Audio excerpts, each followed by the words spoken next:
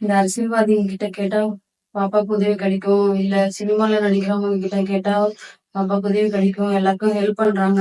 நம்ம பாப்பா விஷயம் தெரிஞ்சா நமக்கும் ஹெல்ப் பண்ணுவாங்க. நம்ம எவ்வளோ தூரம் எல்லாருக்கும் இந்த விஷயத்த தெரியப்படுத்தினாலும், அவங்க செய்றது பெரிய அளவுக்கு நமக்கு எந்த ஒரு உதவியுமே இதுவரைக்கும் வந்து சேரல.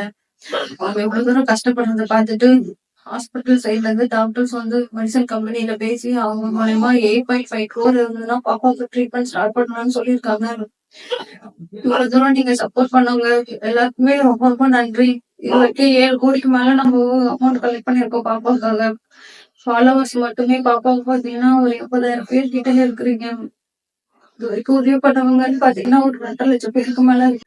நீங்க எல்லாருமே முடிஞ்ச அளவுக்கு உங்க ஃப்ரெண்ட்ஸ் சைடோ இல்ல ஃபேமிலி சைடோ இல்ல உங்க கூட வேலை பாக்குறவங்களோ யாருக்கிட்டயாவது ஹெல்ப் கேட்டு ஒரு ₹100 ₹200 ₹300 அவங்களால முடிஞ்ச அமௌண்ட் கலெக்ட் பண்ணி கொடுத்தீங்க அப்படின்னா கண்டிப்பா பாப்பாவுக்கு வந்து இந்த மந்த்துக்குள்ள எல்லாமே ட்ரீட்மெண்ட் ஸ்டார்ட் பண்ணி அவளோட உயிருக்கு எந்த பிரச்சனையும் இல்லாம அவளை சரி பண்ணிடலான்ற நம்பிக்கையோட தான் உங்ககிட்ட நான் நின்று பேசிட்டு இருக்கேன்.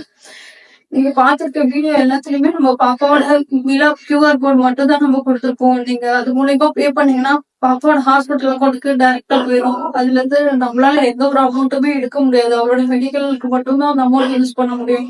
என் குழந்தைய காப்பாத்தி எப்படியாவது எங்ககிட்ட கொடுத்துருங்க. உங்க எல்லாருக்கும் முடியுமா போகும்.